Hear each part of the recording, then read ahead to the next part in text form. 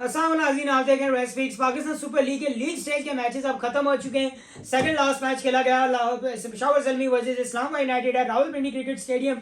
अगर हम इस मैच को स्टार्ट से देखें तो दोनों टीमों के लिए ये मैच उतना इंपॉर्टेंट नहीं था। इस्लामाबाद के लिए इस लिहाज से ये मैच बहुत ज़्यादा इंपॉर्टेंट था कि अगर इस्लामाबाद ये मैच जीता तो वो टॉप 2 में आ जाते, उन्हें पहले क्वालीफायर खेलने का मौका मिलता। अगर वो क्वालीफायर खुदा ना खास्ता हार भी जाते तो एलिमिनेटर में आ जाते, यानी वो फर्स्ट अटेम्प्ट में ही टूर्नामेंट से आउट ना होते। तो इस्लामाबाद यूनाइटेड के लिए मैच इस हवाले से बहुत ज़्यादा इंपॉर्टेंट था। लेकिन लाहौर पेशावर ज़ल्मी के लिए मैच इतना इंपॉर्टेंट नहीं था। जीते हारते उन्होंने तीसरे चौथे नंबर पर ही फ्लैक्चुएट करना था, तो उन्होंने इस मैच को उतनी इंपॉर्टेंस दी क्योंकि बाबर आजम लास्ट मैच में बहुत ज़्यादा फीवर के साथ खेले थे। तो इस मैच में उन्होंने रेस्ट करने को प्रायोरिटी दी और टॉम कूलर कैटमोर TKC को कप्तान बनाया गया पेशावर ज़ल्मी का।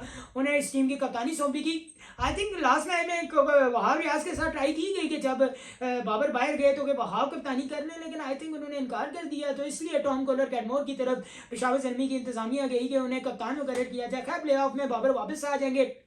अगर हम टॉस से इस मैच को देखें तो इस्लामाबाद यूनाइटेड ने टॉस जीता और पहले बॉलिंग करने का फैसला किया। डिसीजन तो किसी हद तक अच्छा रहा उनका। अगर हम ओपनर देखें तो ऑब्वियसली बाबर रेस्ट कर रहे थे, तो साइम और हारिस ऐसे ओपनर आए। साइम अयूब की पिछले कुछ मैचेस में तो परफॉर्मेंस रिमार्केबल रही है, बहुत अच्छा परफॉर्म किया उन्होंने। लेकिन कल के मैच में वो देखा जाए तो फजले हक फारूकी की इन स्विंगर को नहीं बर्दाश्त कर पाए और विकेट आउट हो गए पहले ही ओवर में। लेकिन उसके बाद महेंद्र राजा पाक से जो श्रीलंका से ताल्लुक रखते हैं, देन उसके बाद अगर देखा जाए तो हारिस सुंदर ने बहुत अच्छी पार्टनरशिप लगाई। हारिस की पिछले कुछ मैचेस में परफॉर्मेंस क्वेश्चनेबल थी, लेकिन इस मैच में उन्होंने भरपूर भरपाई की और लंबे लंबे छक्के लगाए उन्होंने इस्लामाबाद यूनाइटेड के बॉलर्स को। दोनों ने बहुत अच्छी पार्टनरशिप भी लगाई। 12 ओवर में 126 रन हो चुके थे जब आउट विकेट गिरी उनकी। लेकिन देखें इस टाइम तक लग रहा था कि पेशावर ज़ल्मी 200 से ज्यादा रन स्कोर करेगा, लेकिन यहाँ पे जब विकेट गिरी देन उनका कोलैप्स हो गया। देन वो टोटली उनकी तेजी से विकेट गिरना बहुत ज्यादा जल्दी शुरू हो गई। उसके बाद हसन अली ने जिसका कमबैक किया, 3 आउट किए उन्होंने। मिडिल ऑर्डर को तो उन्होंने बिल्कुल हिलने का ही मौका नहीं ना दिया। तो बिलाहिर 179 run I think Peshawar Zalmi ने स्कोर किए थे। बहुत ज़्यादा रन से ज़्यादा स्कोर हो सकते थे। 79 तो इसमें अकेला हारिस मार गया था। लेकिन अगर इस्लामाबाद यूनाइटेड की बैटिंग देखें तो जब इस्लामाबाद यूनाइटेड की बैटिंग आई तो पेशावर ज़ल्मी की बॉलिंग लाइन पे पहले बहुत ज़्यादा तहफ़्फ़ुज़ात थे और उनके मेन बॉलर्स इस मैच में खेल भी नहीं रहे थे। एंड देन जो उनके अवेलेबल चॉइसेस थी उनको भी इस तरह टॉम कॉलर कैटमोर ने यूज़ किया, क्या ही बात है। लेकिन उनका जो टॉप ऑर्डर था इस्लामाबाद का वो फ्लॉप नजर आया। हसन नवाज कम बैक कर रहे थे, शुरू के मैचेस में खेले, लेकिन फिर उन्हें ड्रॉप कर दिया गया जब एलेक्स सेल्स आ गए थे। तो क्योंकि नीचे फजले हक फारूकी भी आ रही है आगे थे, अंदर अब्रार को भी सिलेक्ट किया गया नीचे, तो इससे ऊपर से एक शिफ्टिंग हुई तो ये ड्रॉप हो गए।